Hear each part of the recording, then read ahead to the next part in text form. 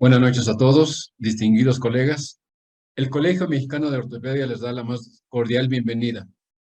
Vamos a tener el día de hoy la octava sesión reglamentaria del año y le corresponde al capítulo de artroscopía y medicina del deporte darnos hoy el tema específico. Para ello, el doctor Alejandro Novoa se ha rodeado de un gran grupo de panelistas y el tema que nos va a presentar es actualidades en el tratamiento del ligamento cruzado anterior. Y sin más preámbulo, le cedo la palabra a nuestro vicepresidente, el doctor Guillermo García Félix. Buenas noches. ¿Qué tal? Buenas noches a todos. Como corresponde al siguiente punto, doy lectura de la acta de la séptima sesión reglamentaria del Colegio Mexicano de Ortopedia y Traumatología AC, celebrada el 3 de agosto del 2022. En cumplimiento al estatuto vigente, se efectuó la séptima sesión reglamentaria correspondiente al Consejo Directivo 2022-2024, iniciando a las 20 horas con un registro de 346 asistentes bajo el desahogo de la siguiente orden del día. Se realizó la lectura del acta de la sexta sesión reglamentaria celebrada el 6 de julio, la cual fue aprobada por unanimidad. Se incluyó, en asuntos generales, la invitación a diversos eventos. Posteriormente, se dieron las palabras de bienvenida a cargo del doctor Guillermo García Félix, y a su vez se dio la apertura de la sesión coordinada por el doctor Florentino Holguín Hernández, titular del capítulo de alta especialidad en ortopedia geriátrica.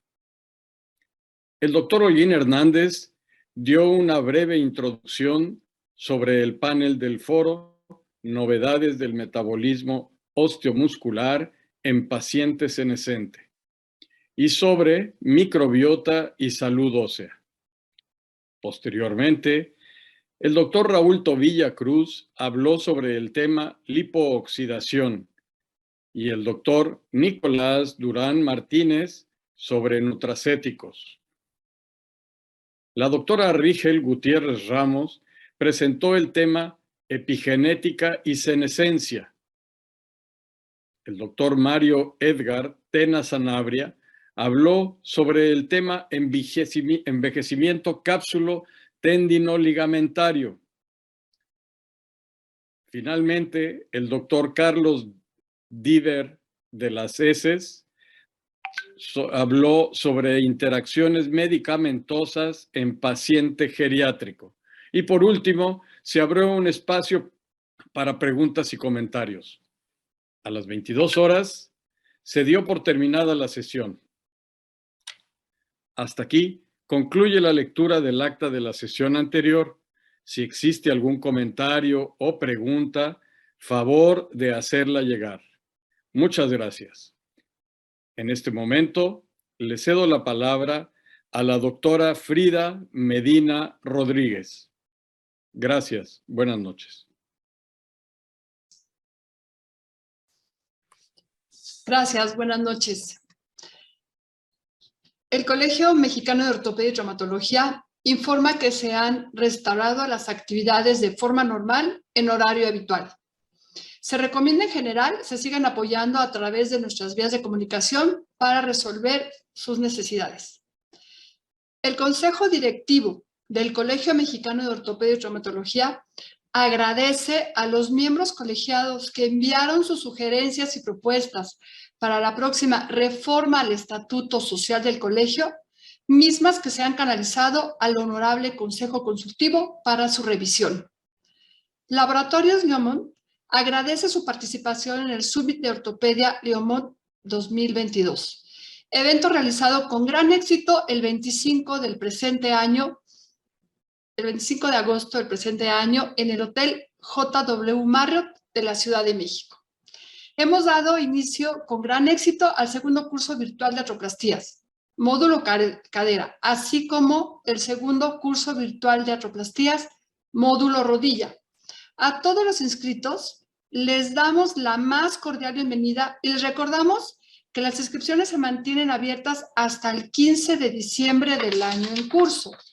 Les informamos de las sesiones del capítulo de alta especialidad y del Comité de Desarrollo Académico programadas para este mes de acuerdo con el siguiente calendario. 1. Miércoles 14 de septiembre a las 20 horas está la sesión capítulo de alta especialidad en cadera y rodilla. El lunes 19 de septiembre, igual a las 20 horas, sesión de comité de residentes en ortopedia. Para el martes 27 de septiembre a las 20 horas está la sesión del capítulo de alta especialidad en columna. Y el jueves 29 de septiembre a las 20 horas, sesión del comité de enfermería, las cuales serán 100% virtuales a través de nuestra página web smo.edu.mx. ¿Te perdiste de nuestros webinars? Suscríbete a nuestro canal de YouTube, CMO, y consulta nuestra biblioteca de sesiones reglamentarias, webinars, cursos y talleres. A nuestros nuevos miembros titulares y eméritos se les informa que ya están disponibles sus diplomas físicos en el colegio. Favor de recogerlos en un horario de atención de lunes a viernes de 10 a 18 horas. Les hacemos un recordatorio a disfrutar de nuestra tradicional comida del Día del Médico, la cual se llevará a cabo el próximo sábado 22 de octubre a partir de las 13 horas en el Le Crillon, salones y banquetes. Los esperamos para juntos reiniciar esta esperada convivencia. Aprovechamos para darle una cordial bienvenida y felicitación a nuestros nuevos miembros titulares. La doctora Edith Oropesa, a la doctora Yurik Clemente Asensio y al doctor Gustavo Amador Ventura. Y como emérito, bienvenido al doctor Luis Alberto Navarro Orozco. Una felicitación para todos. A continuación, le cedemos la palabra al doctor Alejandro Novoa Boldo, titular del capítulo de alta especialidad en artroscopía, ortopedia del deporte y cartílago, y a sus distinguidos ponentes quienes presentan el panel del foro Actualidades en el tratamiento del ligamento cruzado anterior, de la reparación a la reconstrucción con aumentación. Agradecemos el patrocinio de Laboratorios Biomont en esta sesión. Sean todos ustedes bienvenidos y ahora cedo la palabra al doctor Alejandro Novoa Boldo. Buenas noches.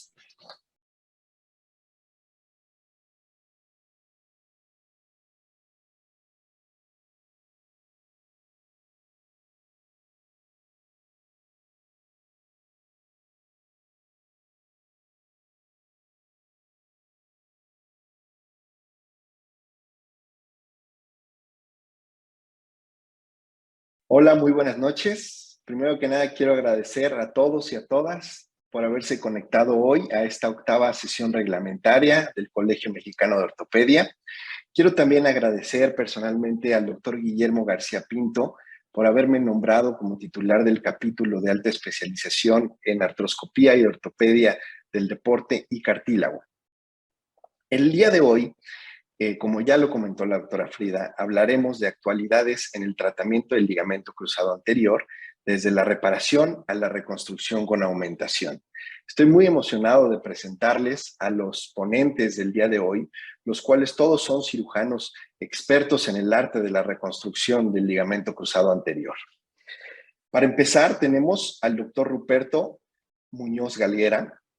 El doctor Muñoz es médico adscrito al Servicio de Ortopedia y Traumatología del Centro Médico Naval.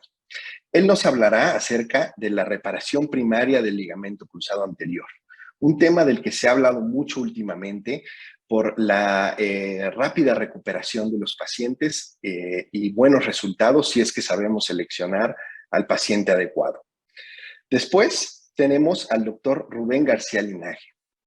El doctor García es un médico ortopedista del Hospital Ángeles Interlomas y él nos hablará acerca de la reconstrucción del ligamento cruzado anterior con injerto autólogo de cuádriceps. El injerto de cuádriceps es una excelente opción en la cirugía tanto primaria como de revisión del ligamento cruzado anterior por la longitud que podemos sacar y el grosor. El doctor García Linaje nos hablará de la técnica quirúrgica y cómo utilizarla. Después tenemos al doctor Francisco Javier Pérez Jiménez. El doctor Pérez Jiménez es médico adscrito al servicio de artroscopía y lesiones deportivas en el Instituto Nacional de Rehabilitación. El doctor Pérez Jiménez es un cirujano de rodilla que tiene mucha experiencia en la reconstrucción del ligamento cruzado anterior y prácticamente ha utilizado todas las técnicas que hay. Él nos hablará el día de hoy acerca de una técnica que a él le gusta mucho, que es la reconstrucción del ligamento cruzado anterior con la técnica All Inside. Después tenemos al doctor Aldo Manuel Bausa Merodio. El doctor Bausa es médico adscrito al Servicio de Ortopedia y Traumatología del Hospital General Manuel G.A. González. El doctor Bausa cuenta con su especialidad en cirugía articular y lesiones deportivas. Él nos hablará acerca de cuándo es mejor usar aloinjerto en la reconstrucción del ligamento cruzado anterior. Sabemos que el uso de aloinjerto puede acortar el tiempo quirúrgico y disminuir las comorbilidades en el posoperatorio por la toma del injerto. Él nos hablará en qué pacientes es mejor utilizarlo. Después tenemos al doctor Arturo Almazán. El doctor Almazán es el jefe de servicio de artroscopía y lesiones deportivas en el Instituto Nacional de Rehabilitación. El doctor Almazán tiene mucha experiencia en la reconstrucción del ligamento cruzado anterior en deportistas de alto rendimiento, sobre todo en deportistas profesionales, en futbolistas. Él nos hablará el día de hoy de cuándo aumentar nuestra reconstrucción del ligamento cruzado anterior con la reconstrucción del ligamento anterolateral y qué técnica utiliza él para hacerlo. Por último, tenemos a la doctora Anel Olivos Moza. La doctora Anel es médico adscrito en el Servicio de Artroscopía y Lesiones Deportivas en el Instituto Nacional de Rehabilitación. Ella, el día de hoy, nos hablará de la reconstrucción del ligamento cruzado anterior con aumentación sintética. Y sin más que agregar, doy paso a la primera presentación de esta noche y al último nos quedaremos para preguntas a los ponentes. Gracias.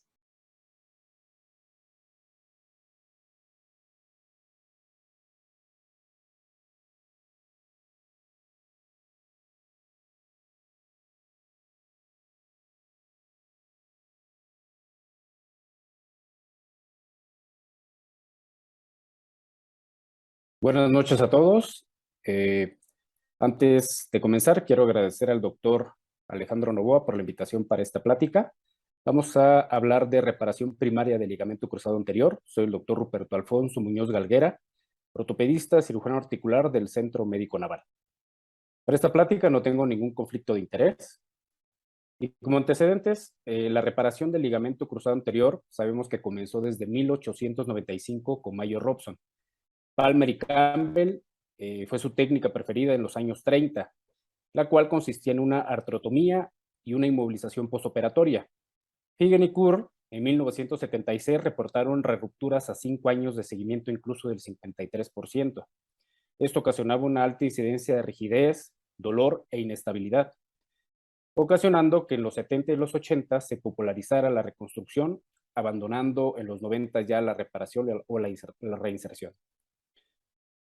Esto generó varias técnicas quirúrgicas que ya sabemos actualmente de la reconstrucción del ligamento cruzado anterior, los cuales han dado motivo a diferentes trabajos y diferentes pláticas. Por lo mismo, se ha convertido de por sí en el gold estándar en el tratamiento de estas lesiones. Sin embargo, ¿por qué podemos considerar la reparación del ligamento cruzado anterior? Principalmente, el ligamento nativo se preserva. Mantenemos la propiocepción del ligamento cruzado anterior, ya que los mecanorreceptores pues no los retiramos al momento de la cirugía. Es una cirugía menos invasiva. Por lo mismo, hay una menor morbilidad al no tener que tomar injerto al paciente. El retorno de las actividades es mucho más rápida. Asimismo, el rango de movilidad es mucho mejor en comparación a una reconstrucción. Y sabemos que el ligamento en su porción proximal tiene capacidad de curación. Sin embargo, pues, ¿quién es candidato para la reparación del ligamento cruzado anterior? No es para todos. Principalmente lesiones de 3 a 6 semanas del ligamento cruzado anterior son los que debemos considerar buenos candidatos, que tengan de preferencia baja demanda física y que las rupturas sean del tercio proximal. Asimismo, que tengan una buena calidad del ligamento. Sherman en 1991 dio su clasificación en cuanto a la localización de la lesión del ligamento cruzado anterior. Si notamos desde la tipo 1, que es una ruptura desde la huella, y va descendiendo la zona de la lesión y el tipo de la clasificación. ¿Por qué es relevante esto? En el 2017, Di Feliz y Van der List dieron este algoritmo en el cual encontraron que, dependiendo la zona, que en este caso la tipo 1 y la tipo 2, y teniendo una buena calidad del tejido, tenían un buen resultado en cuanto a la reparación. Esto es muy importante tomando en cuenta la decisión para nuestros pacientes. ¿Qué técnicas tenemos actualmente para reparar nuestro ligamento cruzado anterior? En este caso, estas son las 4 que más se han difundido. El número 1, el dispositivo Ligamis, por medio de la técnica de DIS. El BER, que en este caso es un andamio que nos permite mantener un coágulo para que esa reparación sea mucho mejor. La fijación con anclas y la fijación con anclas que se agrega un internal brace. En este caso, el dispositivo Ligamis, la técnica consiste principalmente ya después de una artroscopía convencional, se realiza la sutura del ligamento cruzado anterior en su porción tibial. Posteriormente se tuneliza a nivel tibial en la huella del ligamento cruzado anterior en su zona tibial y se coloca este dispositivo que es un socket metálico por el cual, posterior a recuperar esas suturas, colocamos un pin a nivel de la huella femoral, se recuperan las suturas junto con la sutura que se realizó a nivel del ligamento cruzado anterior, se coloca un endobottom, se reduce, en este caso, la reparación, se pasa este ligamento, que es a base de un polietileno, nos permite tensar este ligamento y posteriormente fijarlo para que sea el refuerzo de nuestra reparación.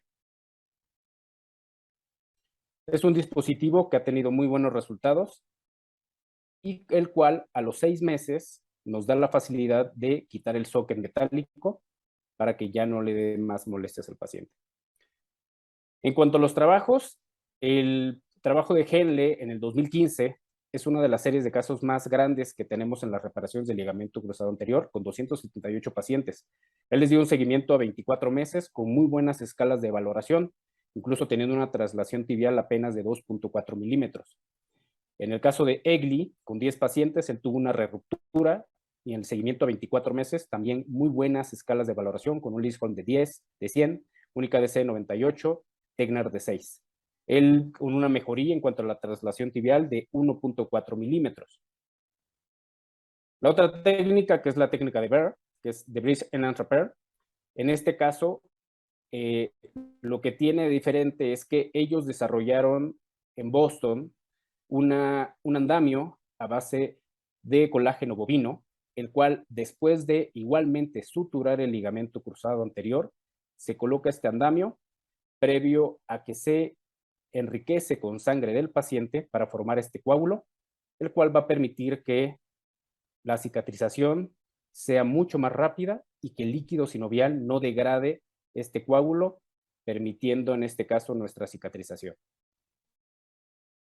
La doctora Martha Murray en Boston en 2019 publicó esta serie de 20 pacientes comparándolos con reconstrucción mediante isquiotibiales, muy buenos resultados clínicos, los cuales la realidad es que en cuanto a la mejoría en traslación fue mucho mejor en comparación a la reconstrucción con isquiotibiales, y algo relevante al final de cuentas es que los pacientes demostraron mejoría en la fuerza por lo mismo de que los otros pacientes les habían tomado el injerto. La fijación con anclas, que en este caso Di Feliz desde el 2015 popularizó, consiste en la sutura de los dos haces, tanto posterolateral y anteromedial, mediante suturas, el cual posteriormente hacer estas suturas va a permitir que en la zona de la huella, el desbridamiento, y en este caso, posterior a hacer microfracturas en la zona, permita la colocación de las anclas, donde vamos a fijar ahora sí nuestra sutura definitiva, permitiendo la reducción de nuestro ligamento cruzado en los dos haces. Él presentó 11 pacientes en 2015 con avulsiones femorales, la reparación con anclas bioabsorbibles, un seguimiento mínimo a 2 años, con muy buenas escalas de valoración, igualmente la traslación menos de 3 milímetros con el CATEMI. En cuanto al internal brace, misma técnica, después de suturar nuestro ligamento cruzado anterior y la reducción del mismo con la colocación de anclas, la diferencia es que se agrega el tape, el cual nos va a reforzar nuestro ligamento, y la técnica consiste que después de colocar ya el ancla a nivel femoral, se perfora a nivel tibial en la huella para posteriormente rescatar nuestro tape. Ya rescatado, se fija en la cortical tibial con otra ancla para que en este caso sea el reforzamiento de nuestro ligamento cruzado anterior. En este caso, igualmente Difeliz, que en este caso, junto con Joggergo, en 2019, de 56 pacientes, 27 les agregaron internal brace a 3.2 años de seguimiento, con muy buenos resultados, incluso con un IKDC objetivo de grado A en el 73%, un Leadhold de 94 y un Techner de 6.7. Excelentes resultados en estas series. Por nuestra parte, en el Centro Médico Naval, hace ya 4 años, nos llegó este caso, un masculino de 19 años que al ser atropellado presentaba una lesión en rodilla. Ya a la tercera semana que se revaloró, encontramos que tenía lesión del ligamento cruzado anterior, ligamento cruzado posterior también roto y esquina posterolateral. Al momento del procedimiento, notamos que el cabo del ligamento cruzado anterior se había desprendido de la zona tibial y vimos que llegaba bastante bien. Mediante la técnica de Feliz, suturamos lado a lado mediante tape. Sin embargo, en este caso hicimos una sutura en cruz y en la zona tibial, después de limpiar y desbridar, quitamos la zona cortical para dejar hueso subcondral. Perforamos donde íbamos a colocar nuestra ancla.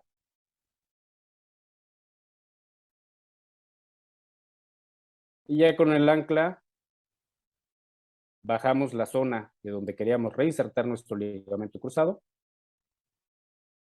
La sutura que viene junto con el ancla se prefirió suturar el cabo anterior, bajándole un nudo corredizo y obteniendo una muy buena reducción, si le queremos decir así, a nuestro ligamento cruzado anterior, y con una excelente tensión. Previamente se había hecho la reconstrucción del ligamento cruzado posterior y en este caso nos gustó el resultado de nuestro paciente. Ahí checando la tensión de nuestro ligamento cruzado anterior con muy buena tensión. A 12 meses teníamos estas escalas de valoración, el cual teníamos un Techner de 6, Leadhold de 91, un IKDC de 73, con una buena calificación en cuanto a calidad de vida. Y en el caso de los 24 meses, mejoró, un Techner de 9, Leadhold de 94, un IKDC de 85 y mejoró nuestra escala de calidad de vida. En este caso, aquí la prueba del salto, el paciente con muy buen resultado. Este caso lo tenemos publicado, salió el año pasado, a 2 años de seguimiento en el Acta Ortopédica Mexicana, por si alguien quiere darle una revisada. Y en cuanto al protocolo de rehabilitación, casi todos coinciden, y en el caso de nuestro paciente también aplicamos una inmovilización en extensión por 2 semanas. Se fue liberando el arco de movilidad 30 grados cada 2 semanas hasta cumplir ya las 6 semanas con un arco de movilidad completo. Restricción de apoyo, 4 semanas, hasta las 6 semanas para quitar, en este caso, muletas e iniciar apoyo completo. Se comenzó la reeducación del patrón de marcha, los ejercicios de propiocepción y el fortalecimiento muscular. Conclusiones. El ligamento cruzado anterior tiene capacidad de curación. Lo demostró Guyen desde el 2015. Tiene incluso la misma capacidad de curación que el ligamento colateral medial. El detalle aquí es el por qué el líquido sinovial no nos deja, en este caso, que el ligamento cicatrice en la zona, y ahí es porque la técnica, que en este caso de Ver, ha sido relevante para mantener ese detalle. Debemos saber elegir al paciente. Es importante en este caso saber que nuestro paciente, si tiene altas expectativas y altas demandas funcionales, no es una técnica que de primera instancia se la podamos ofrecer. En el caso de pacientes menores a 21 años, en el 2020 se demostró que había un 35% de falla. Entonces son pacientes que idealmente no debemos proponerles esta técnica. Comentar que las lesiones grado 1 y grado 2 de Sherman, que en este caso las abulsiones a nivel femoral son los pacientes ideales. Lo demostraron Di Feliz y Van der Lis en su algoritmo. Idealmente son pacientes que si nos llegan en un periodo de 3 a 6 semanas que sucedió la lesión, son pacientes que con buena calidad de ligamento podemos llegar a reinsertarlos. Y no menos importante, contar con el instrumental y el equipo de apoyo para facilitarnos esta reparación. Les dejo mis datos de contacto. Muchísimas gracias a todos.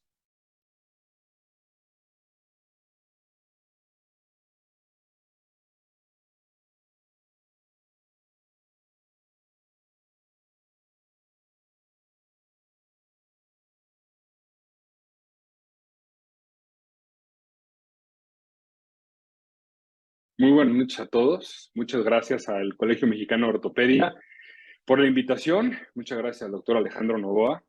Y bueno, el día de hoy les voy a platicar un poquito del tema de injerto con cuádriceps. Vamos a hablar un poquito de la experiencia que hemos tenido.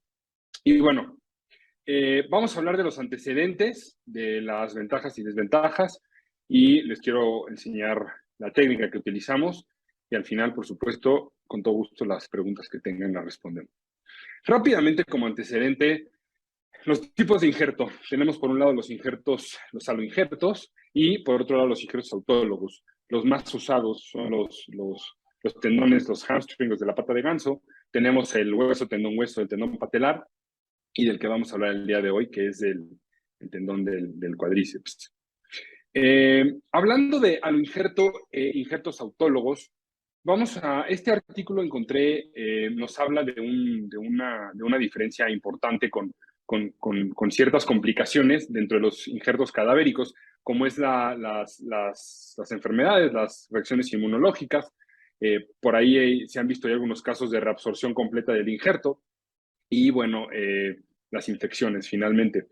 Esa es una ventaja de los injertos, ya sea el cuádriceps, el tendón hueso o de la pata de ganso, que no los vamos a tener. Y bueno, ya hablando un poquito de los autoinjertos, el injerto del cuádriceps contra el hueso, tendón hueso, existen algunas diferencias importantes. Por un lado, con el cuádriceps tenemos la opción de usar la pastilla ósea, y con el hueso, tendón hueso tenemos las 2 pastillas óseas, aunque el cuádriceps puede usarse sin pastilla ósea. Es importante mencionar que las diferencias están basadas específicamente en el dolor. Los pacientes con hueso, tendón hueso refieren muchísimo más dolor postoperatorio en el sitio donador. Y bueno, la parte importante también del cuádriceps es que nosotros podemos escoger el tamaño que nosotros queramos, a diferencia de los tendones de la pata de ganso, que muchas veces no nos da el tamaño que queremos. Con el cuádriceps podemos perfectamente escoger uno de 8, 9, 10 o el tamaño que nosotros queramos. Ahora, hablando de estos tres autoinjertos, vean aquí cómo en este artículo nos mencionan, comparando el cuádriceps con el hueso, tendón hueso, tenemos una diferencia significativa en el sitio del dolor. Es decir, duele menos la parte del cuádriceps que la parte del hueso, tendón hueso, como ya les habíamos mencionado. Y con los tendones de la pata de ganso, la diferencia está en las pruebas funcionales de forma posoperatoria. Les ha ido mejor al cuádriceps. Para las técnicas quirúrgicas que queramos utilizar, podemos, particularmente yo uso técnica All Inside y lo tomo de 6-7 centímetros y con eso puedo usar el All Inside. Pero se dice que se pueden tomar hasta 12 centímetros para poder realizar cualquier otra técnica. Tenemos otros artículos que nos hablan del cuádriceps, de las ventajas del uso del cuádriceps, como en el pivot shift. Tenemos menor pivot shift postoperatorio y menor tasa de fallo cuando utilizamos un cuádriceps versus utilizar pata de ganso. También cuando hablamos de pruebas isokinéticas, de estos mismos dos, tiene una mejoría significativa en el uso del cuádriceps. Cuando hablamos de propiocepción, es otra cosa. Este es otro artículo que nos está, que compara a los dos en cuanto a propiocepción a mediano y largo plazo y les va mejor a los que utilizaron el tendón de cuádriceps. Los atletas de alto rendimiento, que es un tema muy mencionado para el uso del cuádriceps, cuando comparamos hueso-tendón-hueso con cuádriceps, hay pruebas en las que les va mejor al hueso-tendón-hueso. Pero cuando hablamos de una rehabilitación rápida y de un regreso más rápido a las canchas, hablando de estos pacientes, definitivamente le va mejor al cuádriceps porque es menor el dolor postoperatorio y eso les permite tener una rehabilitación más rápida. Aunque a largo plazo, hay artículos que mencionan que les va mejor a los de hueso-tendón-hueso todavía, aunque se siguen haciendo estudios, porque se cree que el cuádriceps va a superar esto. Ventajas y desventajas. ¿Qué ventajas tenemos? Bueno, todas las que ya les mencioné, que tenemos menor dolor en comparación con el HTH y el regreso más rápido en los deportistas de alto rendimiento. ¿Cuáles son las desventajas? Definitivamente nos estamos metiendo con el mecanismo extensor de la rodilla. Es algo que no queremos, evitar una tragedia en esa zona, por supuesto. Y pues de tener una rehabilitación inadecuada podemos tener una debilidad prolongada, tanto del músculo como del tendón. El dolor postoperatorio también es una desventaja porque sí les duele bastante, incluso un poco más que los que utilizan la pata de ganso. Más o menos son 2 semanas de dolor que tenemos que controlar bien con un buen esquema de analgésicos y pues la curva de aprendizaje como todo. Este artículo me gustó mucho y se los quise compartir porque habla de que el cuádriceps es el injerto del futuro.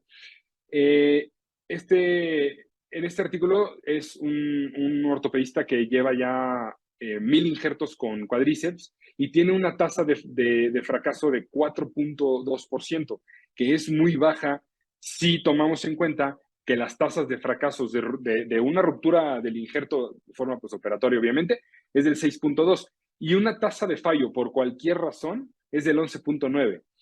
Él tiene una tasa de fallo del 4% aproximadamente, entonces se cree que es el injerto del futuro y que cada vez se debe de utilizar más.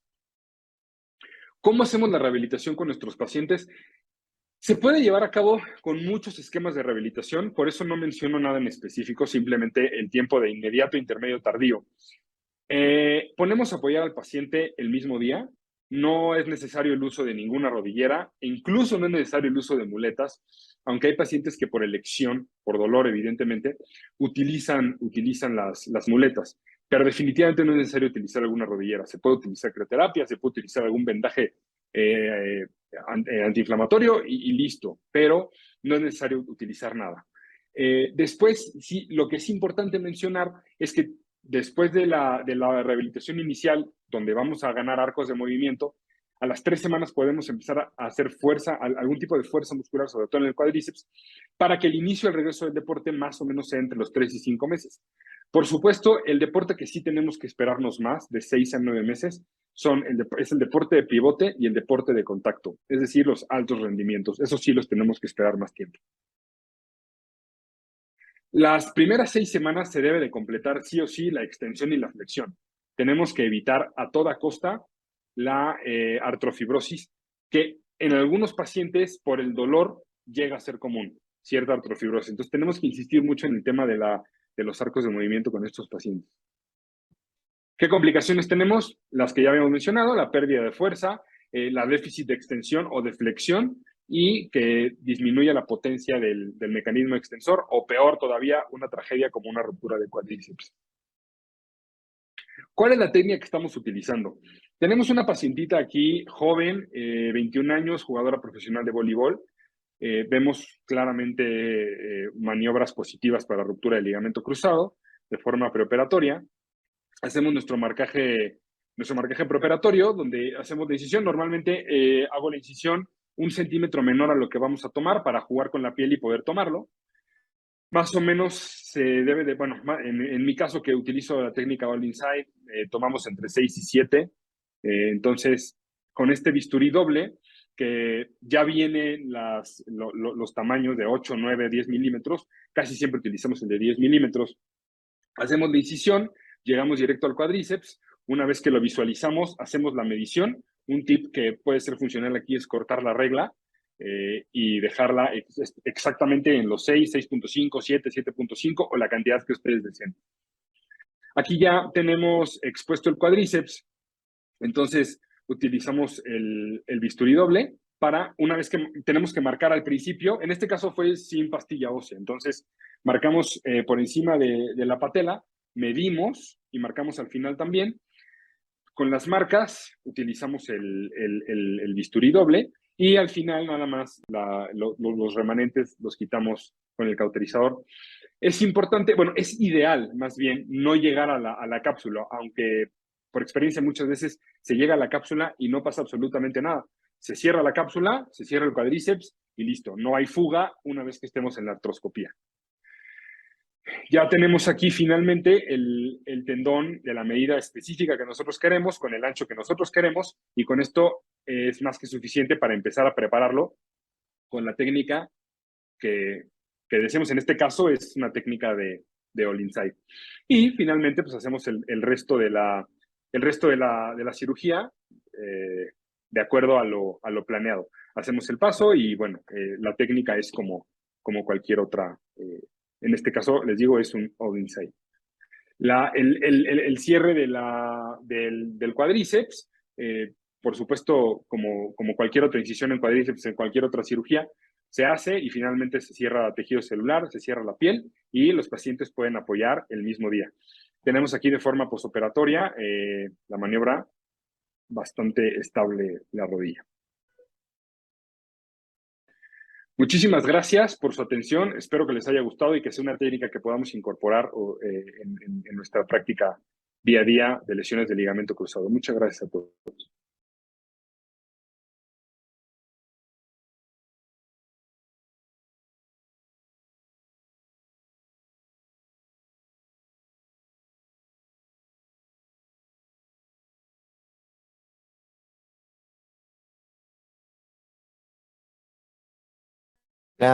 Mi tema es la reconstrucción del ligamento cruzado anterior con técnica All Inside. La prevalencia de las lesiones del ligamento cruzado anterior. Esta lesión del ligamento es una de las lesiones más frecuentes, ocupa el 25% de las lesiones de la rodilla, con 175,000 cirugías al año. Eso sucede en Estados Unidos. En México hay 150,000 lesiones del ligamento cruzado anterior por año, una por cada 5,000 pacientes. La mayor parte de estas lesiones ocurren en la práctica del deporte. La evolución de la reconstrucción en los últimos 10 años ha sido que hemos tenido una mejor colocación anatómica del ligamento cruzado anterior sustituto, una mejor rehabilitación, una tolerancia al estrés inmediato, el rango de movilidad es completa, hay una descarga de peso inmediata, una fuerza y coordinación neuromuscular y un rápido retorno a las actividades deportivas. En la década de los 80, la reconstrucción del ligamento cruzado anterior era una mitad artroscópica y una mitad abierta.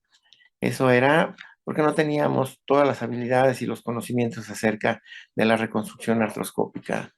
En la década de los 90 se consideró que esta técnica, la técnica HTH, era el gold estándar y por lo que teníamos que fijarlo con un tornillo de metal que se llamaba tornillo por interferencia. En las últimas 2 décadas surgen muchos sistemas de fijación, isquiotibiales principalmente, dadas por el semitendinoso y recto interno, como ustedes pueden ver en la pantalla. Hay muchas variedades que fue apareciendo y desaparecieron con el tiempo. Muchas de estas opciones de fijación femoral se encuentran algunas presentes, pero la gran mayoría han desaparecido y todavía permanecen, por ejemplo, el tornillo de interferencia para fijación HTH, los que se pueden hacer. También hay opciones de fijación tibial que abundaron mucho en la época de los 90 y al principio de los 2000. Muchos de estos también han desaparecido, pero permanecen alguno que otro de estas técnicas. Actualmente, las técnicas de reconstrucción se dividen básicamente en dos formas importantes de abordaje. Es el abordaje transtibial y el portal medial. Pero también ha ganado y se ha presentado un abordaje all inside, que es la reconstrucción todo adentro.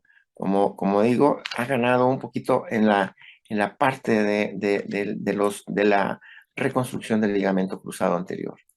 La transtibial o la técnica que fue la más conocida y la más hecha y todavía finalmente se puede hacer es la que va directamente de una tunelización de la tibia hasta el over the top, que es en la parte más superior y más posterior de la escotadura intercondilia.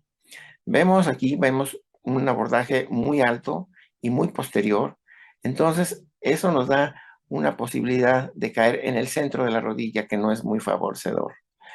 Segundo, aquí tenemos la parte de esta reconstrucción transtibial, que va directo de una tunelización tibial hacia una femoral en un solo plano. Podemos entrar aquí directamente.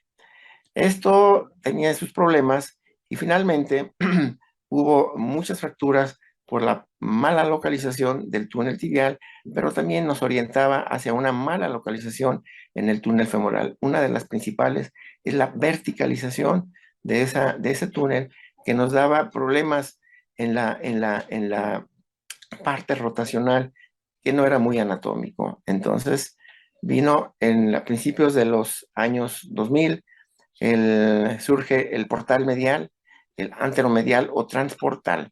Esta tunelización se hace a partir de un clásico portal medial y inferior, lo cual nosotros nos proyecta hacia la cara medial del cóndilo lateral, y de esa manera nosotros hacemos la tunelización de una manera un poquito más libre.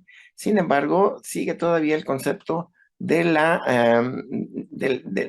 túnel, que todavía nos mal orienta hacia el cóndilo femoral lateral. Vemos aquí que para eso se necesita la posición de la rodilla en más de 90 grados, entre 120 grados aproximadamente. Las ventajas de la técnica por el abordaje anteromedial es que el túnel femoral es independiente del túnel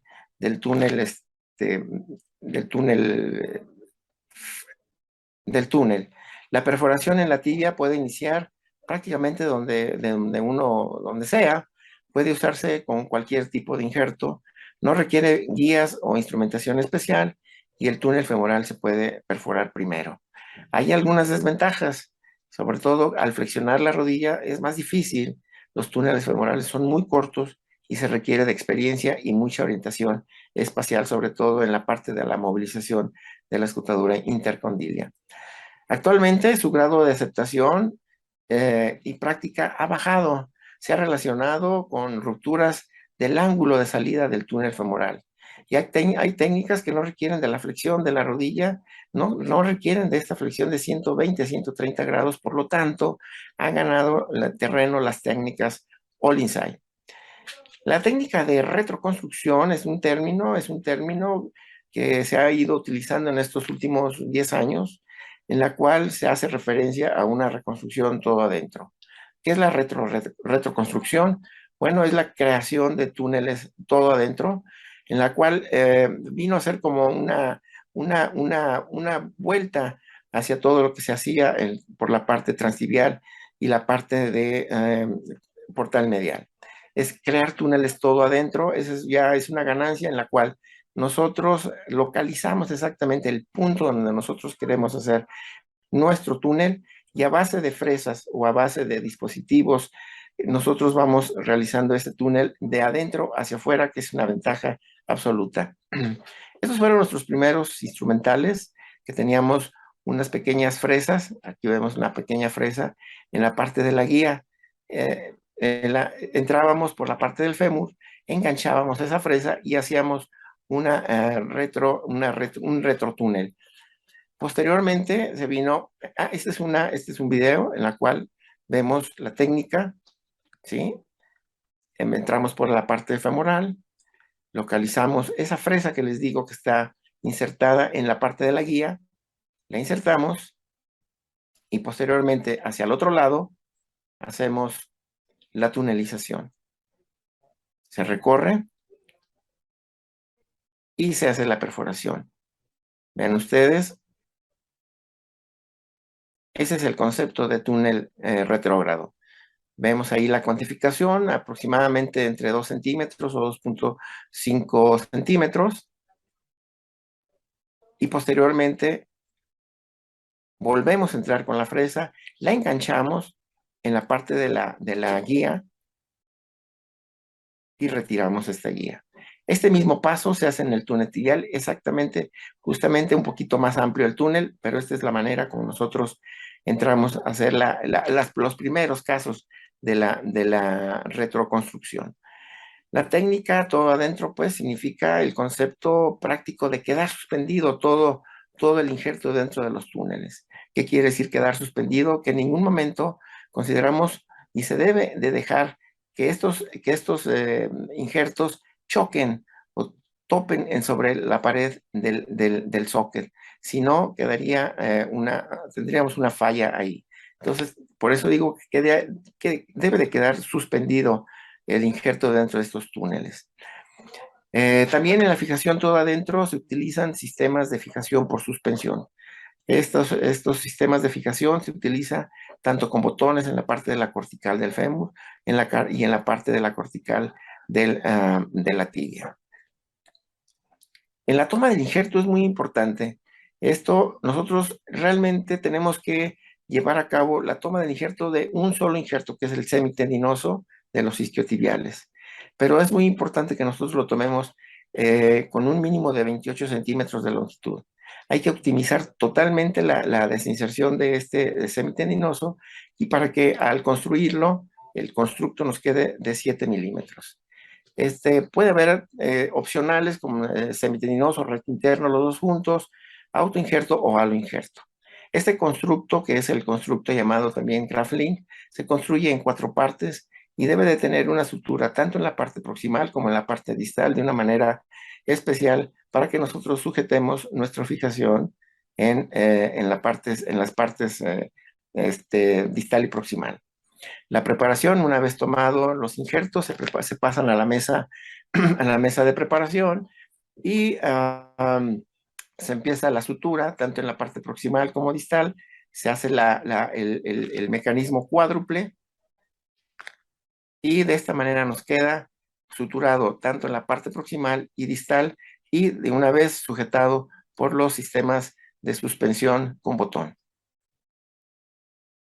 Una cosa muy importante que hay para hacer las tunelizaciones es lo último, que es el set de retrodrill o llamado también flip cutter o la marca que ustedes manejen o conozcan. Es este dispositivo en la cual nosotros entramos, como lo vimos en el video anterior, pero a diferencia de eso, trae su propia cuchilla, lo activamos y hacemos el retrotúnel.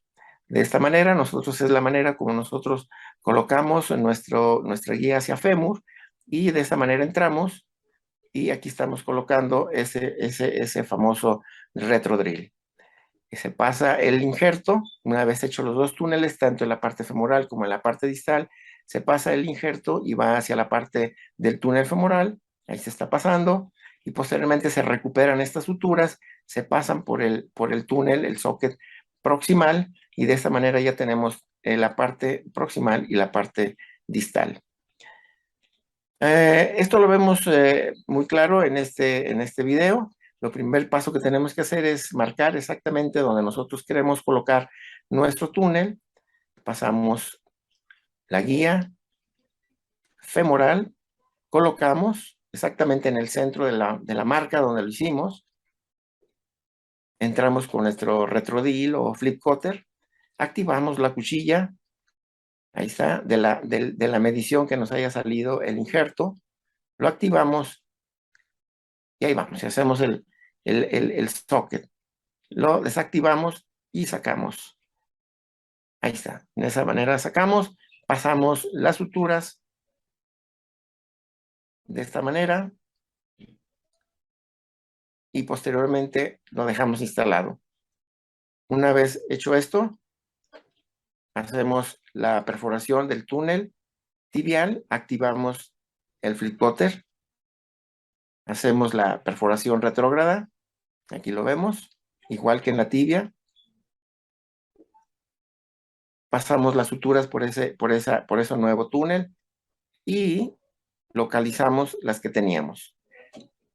Acarreamos las que teníamos del fémur y de esta manera ya tenemos la comunicación entre fémur y la tibia. Vamos inmediatamente, colocamos ese injerto, lo ponemos de frente al túnel. Ahí estamos empezando la introducción, entramos al túnel femoral y posteriormente hacemos la tensión en el túnel tibial. Ahí vemos cómo va entrando, entra el injerto y vemos la calidad del injerto, que es prácticamente la ideal. Lo acomodamos, le damos la tensión, probamos la tensión con el palpador y de esa manera nosotros ya tenemos nuestro ligamento all inside. ¿Cuáles son las ventajas de la técnica all inside? Bueno, pues que utilizamos un solo injerto. De esta manera se provee la misma estabilidad que tenemos con los dos injertos semitendinoso interno. Acá solamente usamos uno de los dos. La fijación suspensoria es doble, ¿sí? Eso es mejor que la rígida. La tercera es, tenemos menos movilidad en el sitio donador porque lo tomamos desde el punto de vista como si fuéramos a hacer recto interno y semitendinoso. Se ha visto en estudios que hay menos dilatación de los túneles con la técnica retrógrada y sobre todo una cosa muy importante, hay una versatilidad en la dirección de los túneles, lo que nos hace emplearla en la reparación de pacientes pediátricos. Entonces el enfoque actual es que la reconstrucción del ligamento cruzado anterior es más anatómica, restaura la cinemática normal, es funcional en el postoperatorio y es menos invasivo. Por lo tanto, la técnica todo adentro, all inside, es una técnica mínimamente invasiva. Para los pacientes significa menos dolor, es más fácil la rehabilitación, usa injerto semitendinoso, con o sin recto interno. El procedimiento está basado en hacer túneles o socket por los portales estándar. Muchas gracias.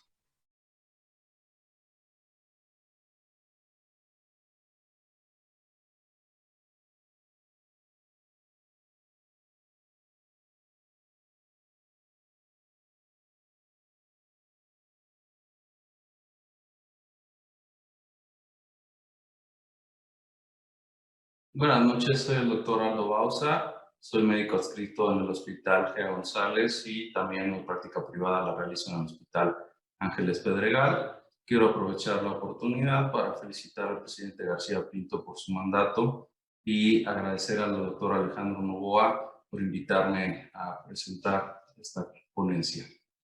La ponencia se trata sobre al injerto en reconstrucción del ligamento cruzado anterior, entonces aquí la pregunta es, ¿cuándo es mejor usar al injerto en la reconstrucción del ligamento cruzado anterior?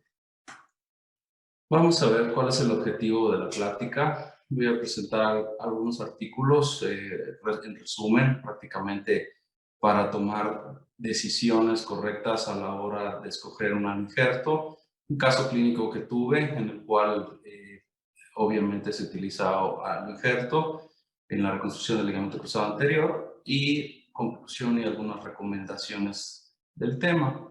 El objetivo de introducción de esta plática, bueno, pues ¿cuál es el objetivo? Ayudar en la toma de decisiones del uso del injerto y conocer sus pros y contras en la reconstrucción del ligamento cruzado anterior. El uso de injertos ha aumentado exponencialmente en los últimos años, porque no es tanto que sea una moda o no, sino porque nos facilita muchas veces en la parte quirúrgica. A veces, obviamente, evitar la movilidad del sitio donante, disminución del tiempo quirúrgico, el cual es muy importante. Obviamente, al tener un menor tiempo quirúrgico, pues menos riesgos de infecciones. Y sobre todo el tamaño confiable del injerto, que desde que tú entras a la cirugía, obviamente tú ya sabes que tienes el injerto perfecto a los milímetros que tú vas a querer de grosor y de distancia, ¿no? Generalmente estamos buscando que sea un injerto de 9 milímetros de grosor para tener menor riesgo de ruptura del implante. ¿Para qué reconstruir el ligamento cruzado anterior? Para restaurar la estabilidad. La primera causa por la cual viene el paciente, obviamente después de haber tenido un evento en el que le causó la ruptura, pues es esa sensación de estabilidad. O sea, es el motivo por el cual viene, no tiene nada que ver con el dolor, porque mucha gente pensaría que vienen por dolor, pero en realidad no. El paciente al subir o bajar escaleras siente la rodilla inestable, entonces esa es la primera causa, ¿no? Obviamente permitir el regreso al deporte y la actividad normal y reducir el riesgo posterior de artrosis.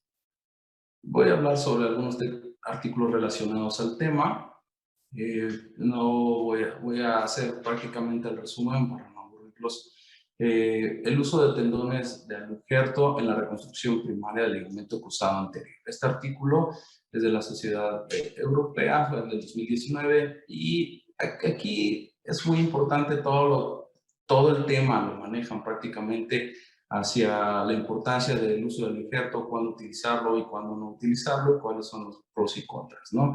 Aquí nos hablan de que varios autores informan que se pueden lograr resultados clínicos muy equivalentes, ¿no? En cuanto a una reconstrucción del ligamento cruzado anterior con autoinjerto versus al injerto.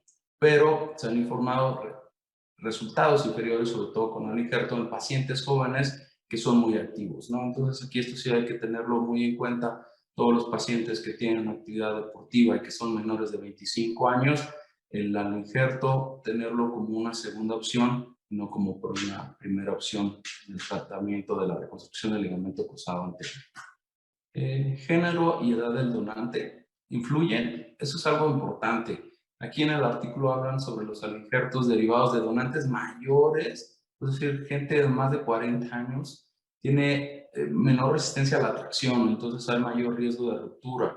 El género del donador parece no tener ningún efecto sobre las propiedades biomecánicas del injerto. Esto es en el artículo que les señalo de la Sociedad Europea. Pero, por ejemplo, los proveedores de los injertos, en sus artículos hablan de que no hay ninguna diferencia entre la edad del donante. Eso es un tema interesante. Obviamente puede estar sesgado la parte de que no influye la edad, porque obviamente pues, son los que te van a proveer el injerto, ¿no? Pero sí se ha encontrado que si el injerto es de personas de mayor edad, tiene mayor riesgo de ruptura. El injerto, aquí que vayamos a escoger, pues bueno, tenemos que ver si solamente vamos a requerir de tejido blando o la parte de tendón a hueso, ¿no? En el caso de tejido blando, pues estaremos hablando de isquiotibiales, tibial posterior, tibial anterior, tendones peroneos, fascia lata, y tendón hueso sería el patelar, tendón cuádriceps y el tendón aquilio. Muchas veces, si pedimos un tendón aquilio, un tendón de cuádriceps, pues puede estar demasiado sobrado, digamos, el injerto, ¿no? Para nuestra reconstrucción. Generalmente solicitar isquiotibiales o tendones peroneos pueden ser más que suficientes. Igual el tibial anterior, la verdad es que es un injerto bastante grande para hacer la reconstrucción, nos va a sobrar demasiado. Pero sí podríamos utilizarlo, por ejemplo, en los casos que tenemos una lesión multiligamentaria. Ahora, ¿qué ventaja hay sobre si solamente escogemos de puro tejido blando o si escogemos de tejido con hueso? Va a ser que el tejido blando al hueso, la unión prácticamente va a llevar entre 8 y 12 semanas, y esa integración del hueso del injerto del donante es más o menos de 6 semanas. Entonces, esto se puede tomar en consideración incluso hasta para la rehabilitación. Aquí mi recomendación es que dependiendo de la técnica que más domines, porque por ejemplo, si nunca haces HTH y de repente vas a realizarlo, porque ahora sí tienes el injerto que tiene la porción ósea, pues bueno, corre ese riesgo de que la falla ahora sea más bien en la colocación del injerto y no tanto en que falle el injerto como tal. Los riesgos de infección por injertos están descritos, justo de eso también habla el artículo, y sí, evidentemente los mayores riesgos que pueden haber son más bacterianos. Existe aquí un riesgo de contaminación y generalmente los patógenos más comunes suelen ser microorganismos intestinales, especialmente Clostridium, Bacillus gram-negativos y Enterococos. Puede haber, cuando uno sospecha ya la infección clínica, aunque a pesar de que haya un cultivo negativo del injerto, tenemos que tener siempre que la posibilidad pudo haber sido la infección transmitida por el injerto, puesto que podemos tener un cultivo falso negativo. Y cuando el riesgo viral, generalmente para transmisión por VIH, pues se estima que es uno entre 1.600.000, ¿no? Esto es de la Fundación de Trasplantes Musculoesqueléticos. La verdad es que el riesgo pues, es bastante bajo. ¿Qué puede influir la técnica quirúrgica para que haya una diferencia entre el injerto y el autoinjerto? La verdad es que no. No tiene nada que ver. Aquí más bien es si no el injerto falle, no tiene que ver si fue por haber puesto una suspensión, más tornillo o una técnica all-inside. La verdad es que eso no va a ser la diferencia. No tiene que ver el tipo de cirugía con la resistencia que tenga el injerto. Hay unas diferencias en el tratamiento postoperatorio y la rehabilitación entre autoinjerto y el injerto. La verdad es que no son significativas porque al final de cuentas, después de 9 meses de evolución, pues ambos presentan resultados muy similares. Pero inicialmente sí hay que tomar en cuenta de que la integración del injerto es mucho mayor, entonces los tiempos para iniciar una rehabilitación con más carga, con más tracciones, más cambios, más rotaciones, sí hay que considerar que nos debe llevar más tiempo y no hacerla inmediatamente. El regreso al deporte después de la reconstrucción, pues esto también tiene que ver justo con ese tema de integración, por eso hay que retrasar un poco más el regreso al deporte en los pacientes que tienen injerto que los pacientes que tienen un autoinjerto. Este otro artículo justo habla de la reconstrucción del ligamento cruzado anterior, ¿no? Compara al autoinjerto y al injerto. Y aquí la parte más importante que cabe señalar es que la tasa de éxito mayor cuando utiliza uno al injerto es que sean injertos que no sean radiados, ¿no? Entonces, donde se ha visto mayor fracaso es sobre todo pues en injertos que han sufrido radiación y esto nos puede generar mayor problema. Desde el punto de vista económico se puede tomar, ¿no? También si trabaja uno en una institución pública o solamente privada, pues esta toma de decisión también puede influir en el uso o no del injerto.